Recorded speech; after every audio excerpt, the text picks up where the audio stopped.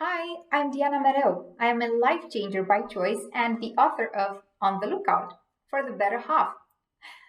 Captivating, engaging, and motivational. The book illustrates the turbulence of youth while giving us an insight into the stability of adulthood by combining the romantic sarcasm of the poems with the pragmatic approach of today's reflections. OTL 3-part series workshop offers solutions to real life challenges on relevant themes in the book.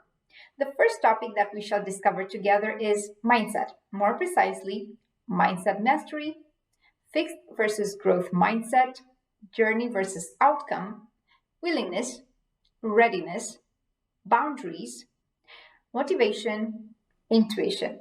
Not necessarily in this order. We shall start with the reading of a fragment from the book and then we can move further to the introspection. Are you ready? Tourist guide.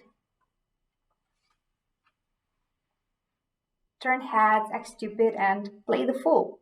Live it up and stick to no rule. Today or tomorrow as yesterday's gone.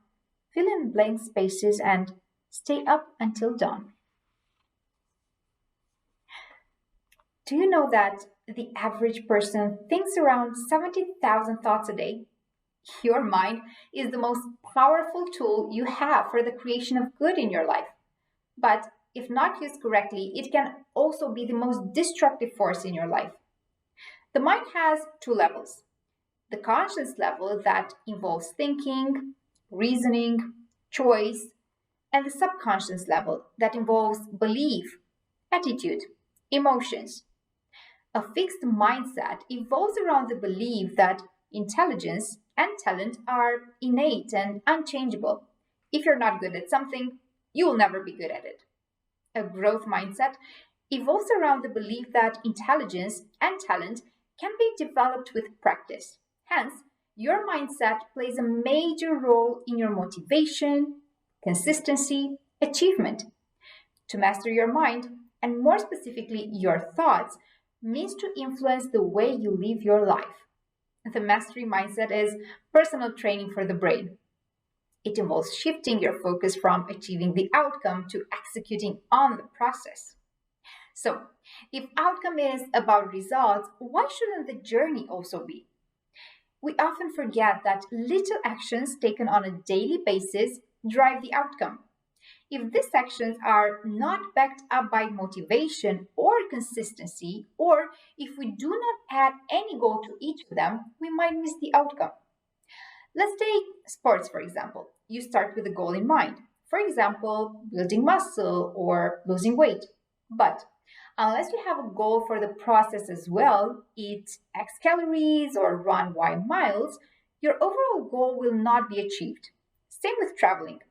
You have your destination in mind, but without checking the route, you might not get there.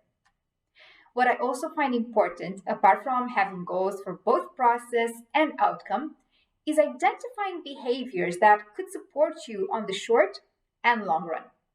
One example of such behavior is bravery.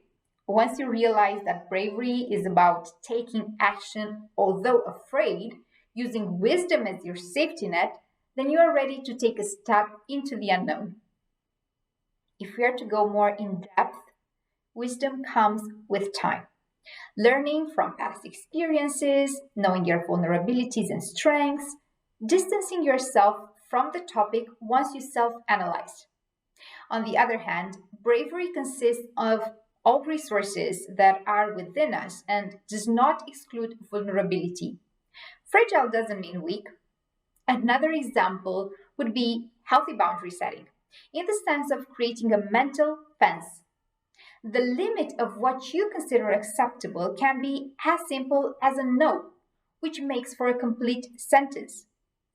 Poor boundaries lead to resentment, anger, burnout, which further lead to loss of respect, control, confidence, and inevitably to unmet goals that can make one feel anxious, depressed, hopeless.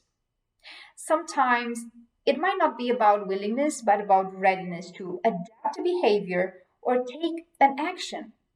If willingness has to do with your mental process, readiness is about translating those thoughts into action. Or, to put it differently, if willingness is about calling for something to happen, readiness is about letting it manifest what is there. In my opinion, apart from understanding the distinction between these two terms, there is also something else that comes into picture once one ready: ability. Ability is about competence, knowledge, experience gained that drive the action behind the process towards the outcome. According to Wikipedia, intuition is still knowledge, but acquired through different means. We are mostly used to trust what we see or hear rather than what we feel. And that makes total sense because we've built that muscle already over time. But what if we let go of the analytical reasoning behind and focus on our deeper senses? It's not like learning a new language or skill that you haven't come across in your life yet, but like learning how to use subconscious information from your brain that is already there. Intuition is not always right, but neither is logic. In order to distinguish subtle intuitive signals, you first have to perfect your method of using intuition and take one step back to analyze.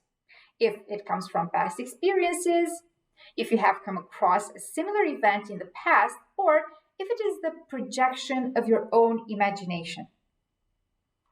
With your mind interconnecting all areas of life, here are 10 simple guidelines to master your mind.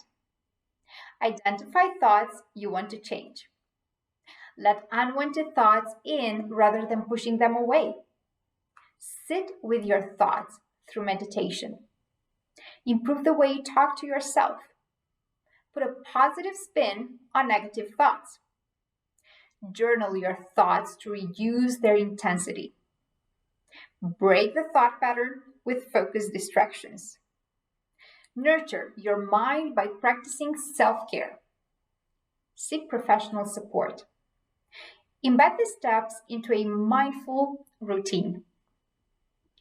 I would take the opportunity to highlight the impact of mindset in the context of purpose, as mindset mastery is essential to developing a healthy purpose.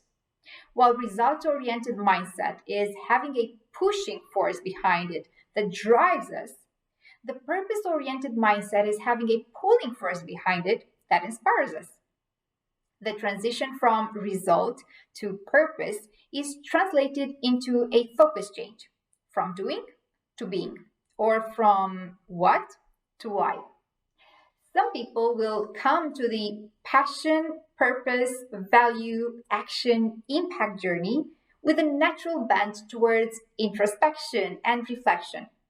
A practical way to assess impact is creating a wheel of impact by defining what areas could be influenced by this journey: education, well-being, growth, you name it.